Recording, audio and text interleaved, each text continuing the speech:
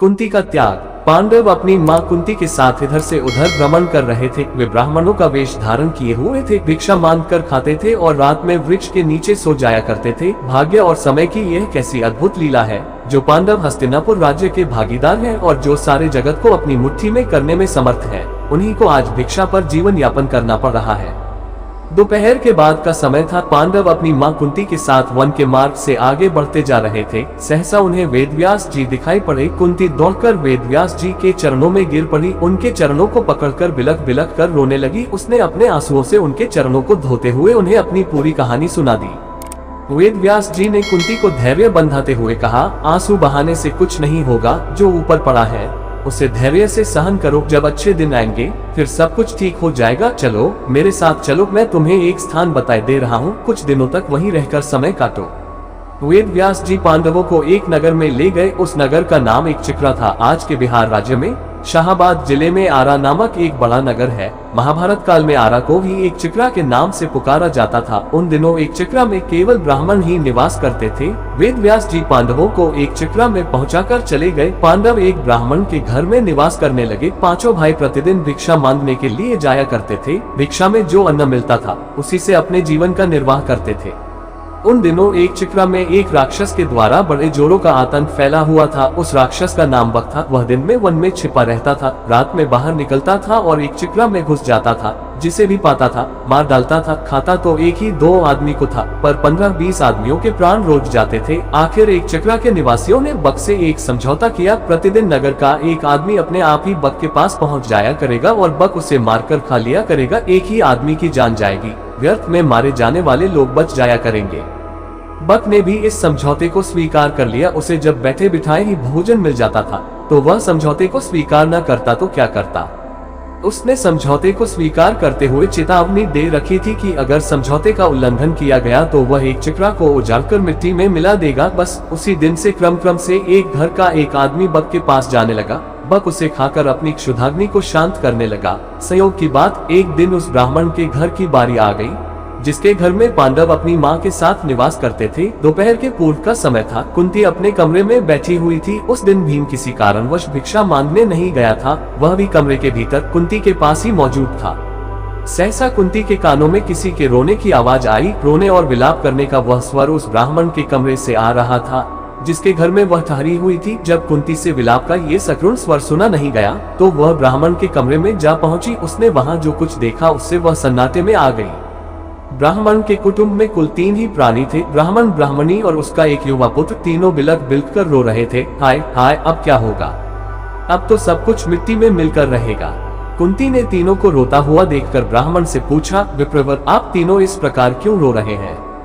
क्या मैं जान सकती हूँ कि किस दारुण कष्ट ने आप तीनों को अत्यंत दुखी बना रखा है? ब्राह्मण ने आंखों से आंसुओं की बूंदें गिराते हुए उत्तर दिया, बहन, तुम सुनकर क्या करोगी? हमारा कष्ट एक ऐसा कष्ट है जिसे कोई दूर नहीं कर सकता। कुंती ने सहानुभूति भरे स्वर में कहा, हम तो गरीब ब्राह्मण हैं, सच है हम आपके कष्ट को दूर नहीं कर सकते, किंतु फिर भी सुनने में हर्ज ही क्या है। हो सकता है हम आपके कुछ काम आ जाएं। जब कुंती ने बहुत आग्रह किया तो ब्राह्मण ने बक राक्षस की पूरी कहानी उसे सुना दी। कहानी सुनाकर उसने सिसकते हुए कहा, बहन, हम कुल 3 ही प्राणी हैं। यदि कोई एक राक्षस के पास जाता है तो वो उसे मारकर खा जाएगा, हमारा घर बर्बाद हो जाएगा। इसलिए हम सोचते हैं कि हम तीनों ही राक्षस के पास चले जाएंगे। हम इसलिए रो रहे हैं, आज हम तीनों के जीवन का अंत हो जाएगा। ब्राह्मण की करुण कथा सुनकर कुंती बड़ी दुखी हुई। वह मन ही मन कुछ क्षणों तक सोचती रही, फिर बोली, विप्रवर, मैं एक बात कहती हूँ, उसे ध्यान से सुनिए। मेरे 5 पुत्र हैं। आज मैं अपने एक पुत्र को आपके कुटुंब की ओर से राक्षस के पास भेज दूंगी। यदि राक्षस मेरे पुत्र को खा जाएगा तो भी मेरे 4 पुत्र शेष रहेंगे।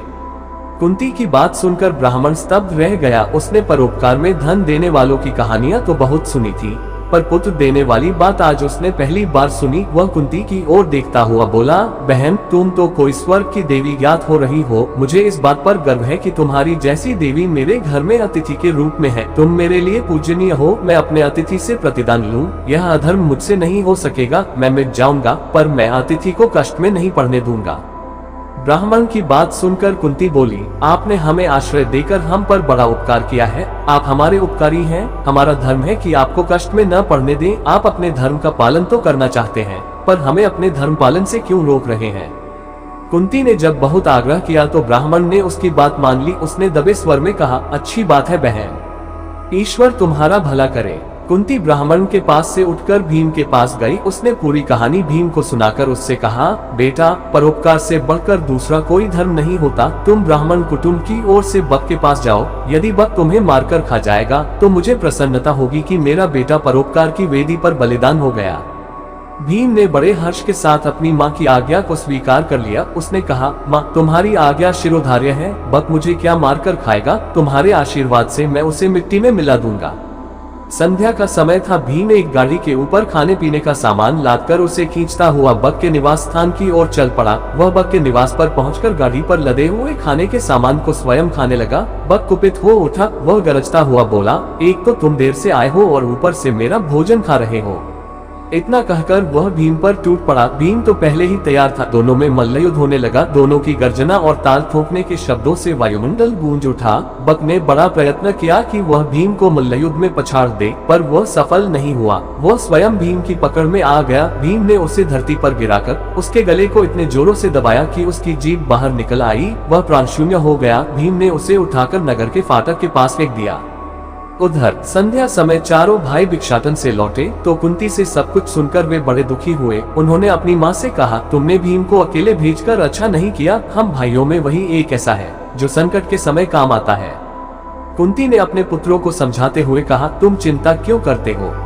तुम देखोगे कि मेरा भीम बक को मिट्टी में मिलाकर आएगा।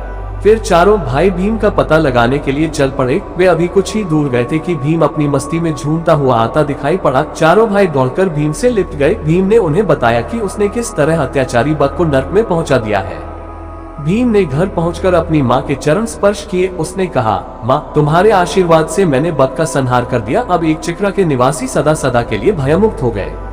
कुंती ने भीम का मुख चूमते हुए कहा, बेटा भीम, मुझे तुमसे यही आशा थी। मैंने इसीलिए तो तुम्हें बक के पास भेजा था।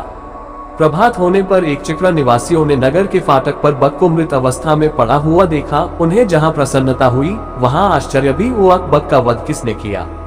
क्या ब्राह्मण ने? एक चक्रा के निवासी दौड़े दौड़े ब्राह्मण के घर पहुंचने लगे। थोड़ी ही देर में ब्राह्मण के द्वार पर बहुत बड़ी भीड़ एकत्रित हो गई। ब्राह्मण के जयनाद से धरती और आकाश गूंजने लगा। ब्राह्मण ने भीड़ को शांत करते हुए कहा, भाइयों, बक का वध मैंने नहीं किया है। उसका वध तो मेरे घर में ठहरी हुई ब्राह्मणी के बेटे ने किया है। एक चक्रा के निवासी इस बात को तो जान गए कि बक का वध ब्राह्मण के घर में टिकी हुई ब्राह्मणी के एक बेटे ने किया है, किंतु अधिक प्रयत्न करने पर भी वे यह नहीं जान सके कि ब्राह्मणी कौन है और उसके पांचों बेटे कौन हैं।